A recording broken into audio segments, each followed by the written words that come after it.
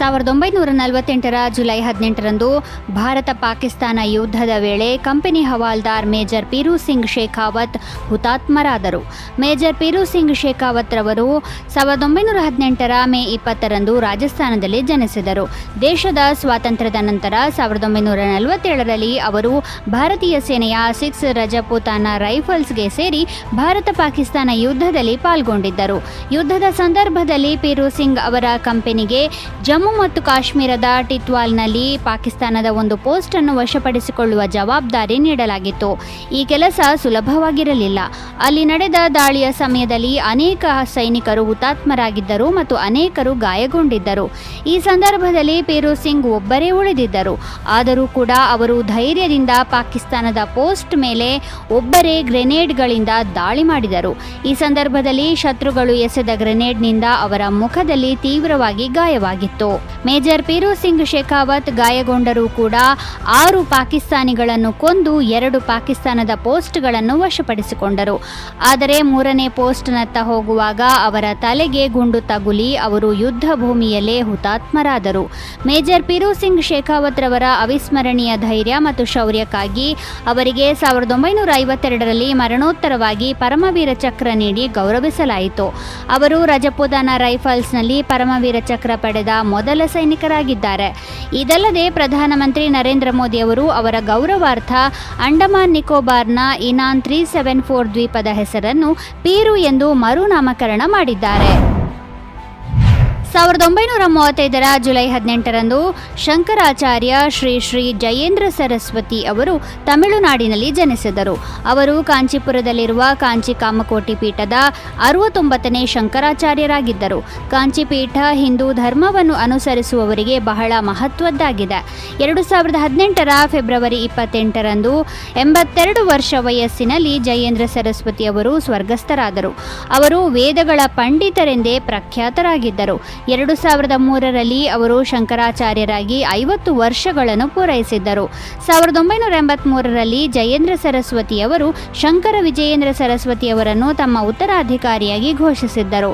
ಶಂಕರಾಚಾರ್ಯ ಶ್ರೀ ಶ್ರೀ ಜಯೇಂದ್ರ ಸರಸ್ವತಿಯವರು ಪರಂಪರೆ ಸಂಪ್ರದಾಯಗಳನ್ನು ಮುರಿದು ಸಮಾಜ ಕಲ್ಯಾಣದ ಕಡೆಗೆ, ವಿಶೇಷವಾಗಿ ದಲಿತರ ಶಿಕ್ಷಣ ಮತ್ತು ಆರೋಗ್ಯ ಸೇವೆಯ ಕಡೆಗೆ ಮಠದ ಚಟುವಟಿಕೆಗಳನ್ನು ವಿಸ್ತರಿಸಿದರು. ಆದಾಗ್ಯೂ ಜಯೇಂದ್ರ ಸರಸ್ವತಿಯವರನ್ನು ಕೊಲೆ ಪ್ರಕರಣದಲ್ಲಿ ಬಂಧಿಸಲಾಗಿತ್ತು. ಆದರೆ ಸಾಕ್ಷಿಗಳ ಕೊರತೆಯಿಂದಾಗಿ ಪುದುಚೇರಿ ನ್ಯಾಯಾಲಯವು 2013ರ ನವೆಂಬರ್ 13ರಂದು ಎಲ್ಲ ಆರೋಪಿಗಳನ್ನು ಖುಲಾಸೆ ಮಾಡಿತ್ತು. ಆ ಸಮಯದಲ್ಲಿ ತಮಿಳುನಾಡು ರಾಜ್ಯದಲ್ಲಿ ಜಯಲಲಿತಾ ಅವರ ಸರ್ಕಾರವಿತ್ತು. ಸ್ವಾಮೀಜಿಯವರ ಬಂಧನವು ಒಂದು ಸಂಚು ಎಂದು ಹೇಳಲಾಗುತ್ತದೆ. ಭಾರತೀಯ ಮಹಿಳಾ ಕ್ರಿಕೆಟ್ ತಂಡದ ಶ್ರೇಷ್ಠ ಆಟಗಾರ್ತಿ ಸ್ಮೃತಿ ಮಂಧಾನ ಇಂದು 28ನೇ ಹುಟ್ಟುಹಬ್ಬವನ್ನು ಆಚರಿಸುತ್ತಿದ್ದಾರೆ. ಅವರು 1996ರ ಜುಲೈ 18ರಂದು ಮುಂಬಯಿಯಲ್ಲಿ ಜನಿಸಿದರು. ಎಡಗೈ ಬ್ಯಾಟ್ಸ್ಮನ್ ಸ್ಮೃತಿ ಮಂಧಾನ 2 ತಂಡಗಳ ನಡುವೆ ನಡೆಯುವ ಏಕದಿನ ಸರಣಿಗಳಲ್ಲಿ ಅತಿ ಹೆಚ್ಚು ರನ್ ಗಳಿಸಿದ ಮಹಿಳಾ ಕ್ರಿಕೆಟರ್ ಆಗಿದ್ದಾರೆ.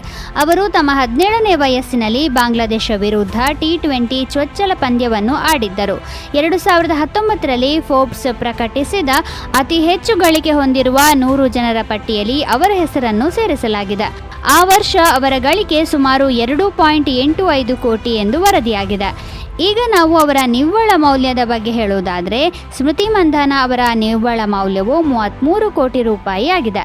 ಸ್ಮೃತಿ Bata, Red Bull, Hero MotoCorp, OnePlus, Garnier, Hyundai motor ಕಂಪನಿಯಂತಹ ಅನೇಕ ಬ್ರ್ಯಾಂಡ್ಗಳನ್ನು ಎಂಡೋರ್ಸ್ ಮಾಡುತ್ತಿದ್ದಾರೆ. 1918ರ ಜುಲೈ 18ರಂದು ನೆಲ್ಸನ್ ಮಂಡೇಲಾ ದಕ್ಷಿಣ ಆಫ್ರಿಕಾದಲ್ಲಿ ಜನಿಸಿದರು. 1994ರ ಮೇ 10ರಂದು ನೆಲ್ಸನ್ ಮಂಡೇಲಾ ದಕ್ಷಿಣ ಆಫ್ರಿಕಾದ ಮೊದಲ ಬಿಳಿಯೇತರ ಅಧ್ಯಕ್ಷರಾಗಿ ಅಧಿಕಾರ ವಹಿಸಿಕೊಂಡರು. ಅವರ ಜಯಂತಿಯನ್ನು ಜಗತ್ತಿನಾದ್ಯಂತ ವರ್ಣಭೇದ ನಿರ್ಮೂಲನೆಯ ಸಂಕೇತವಾಗಿ ಆಚರಿಸಲಾಗುತ್ತದೆ. ದಕ್ಷಿಣ ಆಫ್ರಿಕಾದಲ್ಲಿ 3 ಶತಮಾನಗಳಷ್ಟು ಕಾಲ ಬಿಳಿಯವರೇ ಆಡಳಿತ ನಡೆಸುತ್ತಿದ್ದರು. 1994ರಲ್ಲಿ ದಕ್ಷಿಣ ಆಫ್ರಿಕಾದಲ್ಲಿ ಮೊದಲ ಬಾರಿಗೆ ಪ್ರಜಾಪ್ರಭುತ್ವ ವಿಧಾನದಲ್ಲಿ ಚುನಾವಣೆಯು ನಡೆದಿತ್ತು. ಪ್ರಿಟೋರಿಯಾದಲ್ಲಿ 1994ರ ಮೇ 10ರಂದು ನಡೆದ ಸಮಾರಂಭದಲ್ಲಿ ಆಫ್ರಿಕಾದ ರಾಜಕಾರಣಿಗಳ ಜೊತೆಗೆ 140 ದೇಶಗಳ ಪ್ರತಿನಿಧಿಗಳು ಭಾಗವಹಿಸಿದ್ದರು. ಆ ಸಮಾರಂಭದಲ್ಲಿ ನೆಲ್ಸನ್ ಮಂಡೇಲಾ ಈ ಸುಂದರ ಭೂಮಿಯಲ್ಲಿ ಇನ್ನೆಂದೂ ಒಬ್ಬನು ಮತ್ತೊಬ್ಬನನ್ನು ಹಿಂಸಿಸಬಾರದು ಎಂದು ಹೇಳಿದ್ದರು. ನೆಲ್ಸನ್ ಮಂಡೇಲಾ ತಮ್ಮ ದೇಶದಲ್ಲಿ ವರ್ಣಭೇದ ವಿರೋಧಿ ಹೋರಾಟವನ್ನು ನಡೆಸಿದ ರೀತಿಯು ಅನೇಕ ದೇಶಗಳನ್ನು ಆಕರ್ಷಿಸಿತು. 1990ರಲ್ಲಿ ಭಾರತ ಸರ್ಕಾರ ಮಂಡೇಲಾರವರಿಗೆ ಭಾರತ ರತ್ನ ಪ್ರಶಸ್ತಿ ನೀಡಿ ಗೌರವಿಸಿತು. 1993ರಲ್ಲಿ ಅವರಿಗೆ ನೊಬೆಲ್ ಶಾಂತಿ ಪ್ರಶಸ್ತಿ ನೀಡಲಾಯಿತು. ನೆಲ್ಸನ್ ಮಂಡೇಲಾ ಅವರು ಅನಾರೋಗ್ಯದಿಂದಾಗಿ 2013ರ ಡಿಸೆಂಬರ್ 5ರಂದು ಕೊನೆಯುಸಿರೆಳೆದರು.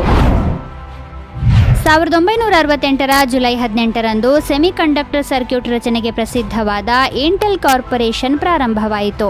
ಮೈಕ್ರೋ ಪ್ರೊಸೆಸರ್ಗಳನ್ನು ತಯಾರಿಸಲು ಪ್ರಾರಂಭಿಸಿದ ಮೊದಲ ಸಂಸ್ಥೆ ಇಂಟೆಲ್. ಇಂಟೆಲ್ ಕ್ಯಾಲಿಫೋರ್ನಿಯಾದ ಸಿಲಿಕಾನ್ ವ್ಯಾಲಿಯಲ್ಲಿರುವ ಸಾಂಟಾ ಕ್ಲಾರಾದಲ್ಲಿ ಪ್ರಧಾನ ಕಚೇರಿಯನ್ನು ಹೊಂದಿದೆ. ಇಂಟೆಲ್ ಕಾರ್ಪೊರೇಷನ್ ಅನ್ನು 1968ರಲ್ಲಿ ಅಮೆರಿಕನ್ ಇಂಜಿನಿಯರ್ಗಳಾದ ರಾಬರ್ಟ್ ನಾಯ್ಸ್ ಮತ್ತು ಗಾರ್ಡನ್ ಮೂರ್ ಸ್ಥಾಪಿಸಿದರು. ರಾಬರ್ಟ್ ನಾಯ್ಸ್ ಮತ್ತು ಗಾರ್ಡನ್ ಮೂರ್ ಇಬ್ಬರು ಅತ್ಯಂತ ಯಶಸ್ವಿ ಎಂಜಿನಿಯರ್ಗಳಾಗಿದ್ದರು. ಇಂಟೆಲ್ ಮೊದಲು ಒಟ್ಟು 12 ಪ್ರೊಸೆಸರ್ಗಳನ್ನು ತಯಾರಿಸಿತು. ಇವುಗಳನ್ನು ನಿಪ್ಪಾನ್ ಕಂಪ್ಯೂಟಿಂಗ್ ಯಂತ್ರಕ್ಕಾಗಿ ವಿನ್ಯಾಸಗೊಳಿಸಲಾಗಿತ್ತು. ಇದು ಪ್ರಿಂಟಿಂಗ್ ಕ್ಯಾಲ್ಕುಲೇಟರ್ ಆಗಿತ್ತು.